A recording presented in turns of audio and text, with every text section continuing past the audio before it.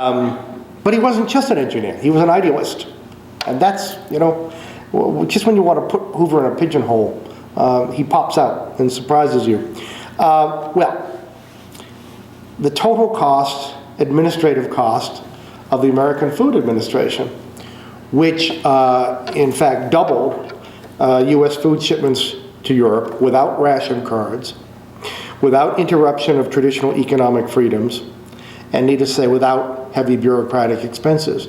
The total cost of this government program was less than $8 million over 4 years. Now, the reason is because of publicity.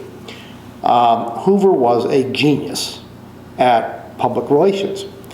Not about himself, but about the cause.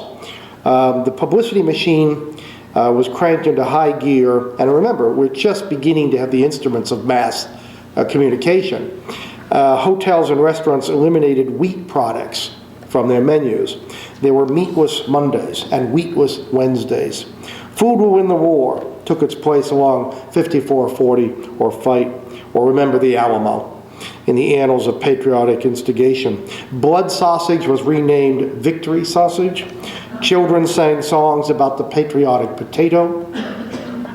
Whale steaks were briefly popular, and I emphasize briefly. But one legacy of the Food Administration, the next time you chew a piece of sugarless gum, think of Herbert Hoover. In her Washington library, Mrs. Hoover kept one of millions of Hoover home cards. Save fuel, it read. Use wood when you can. Not every attempt to foster grassroots self-denial was successful. Hoover, by his own acknowledgement, failed miserably in his Buy a Pig campaign. A properly cared for pig, claimed the Food Administration, is no more unsanitary than a dog. Suburbia disagreed. His name was now a household word. It was more than a household word.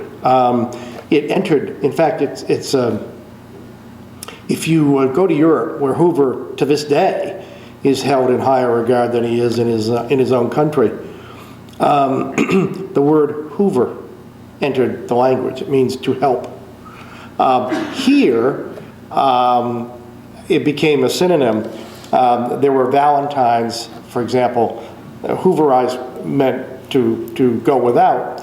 I can Hooverize on dinner, went one Valentine's Day message, and on lights and fuel too. But I'll never learn to Hooverize when it comes to loving you. When peace settled over the ravaged continent with misery its attendant and starvation its ironic reward, Hoover organized the American Relief Administration to feed 21 prostrate countries from the North Sea to the Urals, including the Soviet Union. He despised communism, loathed it with a lifelong passion, but he believed that ideology came second to feeding hungry people, and particularly hungry children. He managed the unlikely feat of persuading Warren Harding and a Republican Congress to appropriate $20 million to relieve famine in the Soviet Union.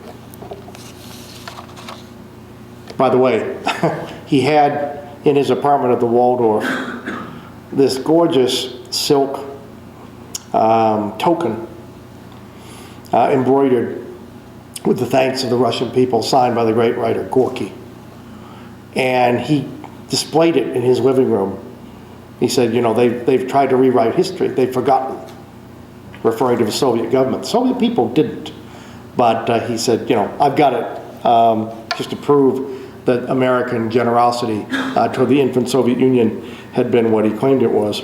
Well, in 1920, Warren Harding is elected president. Ironically, Hoover's Washington neighbor, young FDR, writes a letter to a friend saying, I wish Herbert Hoover would run for president. We could not have a better one as a Democrat. And in fact, both parties wanted to enlist Hoover as a presidential candidate in 1920. Well, he finally let it be known that he was a Republican, but not just any Republican. He was a bull moose progressive Republican. In fact, he had supported Theodore Roosevelt's third-party candidacy in 1912. So he was an activist, I guess you could say liberal Republican, who believed that the old days of laissez-faire were gone forever. On the other hand, he despised socialism as much as communism. He didn't want bureaucracy, the deadening hand of bureaucracy. He spent his life looking for what you and I would call a third way, in between the old laissez-faire and socialism. He became Secretary of Congress. Ironically, the president who was accused of doing too little was the secretary who was accused of doing too much, especially by Calvin Coolidge, who said, "That man's given me advice for 5 years, all of it bad." But this is just the tip of the iceberg of what Secretary Hoover did. The Commerce Department was a little tiny backwater in Washington until he came along. He expanded the Census Bureau into an informational treasure trove for business planners. He undertook at Harding's request a study of national petroleum reserves. Commerce added new divisions dealing with housing, radio, and aeronautics. The first airport in Washington, D.C. was called Hoover Field, on the site of the Pentagon.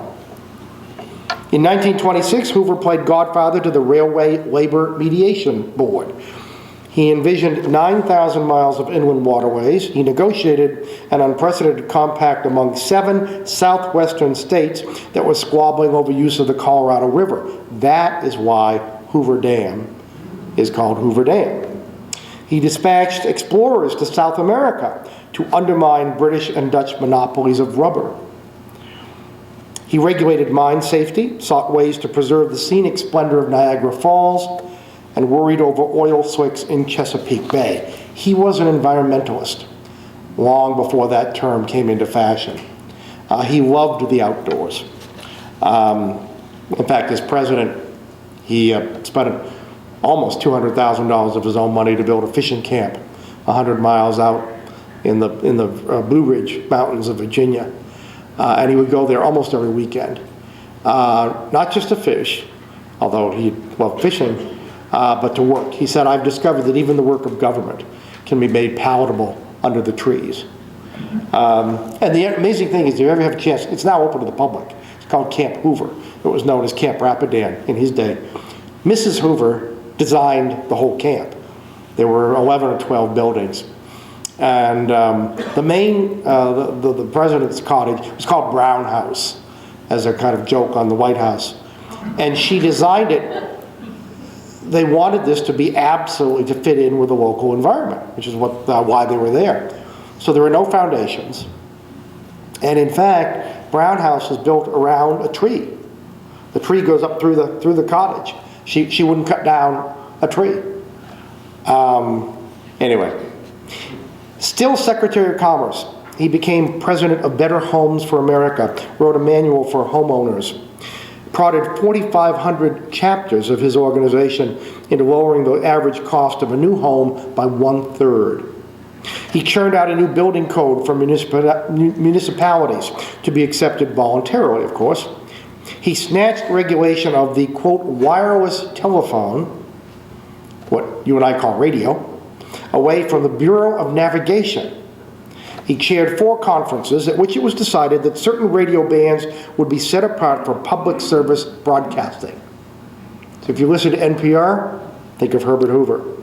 He also decided that there would be no British-style regimentation of the airwaves. There is no BBC in America. Again, Hoover's looking for this third way. In the course of his activities, he received an angry telegram from the radio preacher Amy Semple McPherson. Quote, "Please order your minions of Satan to leave my station alone," it commanded. "You cannot expect the Almighty to abide by your wavelength nonsense. When I offer my prayers to him, I must fit in with his wave reception."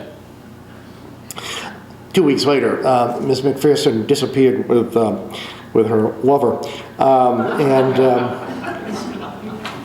Another religious sect asked Hoover for permission to build a station from which to disseminate warnings of the world's imminent end.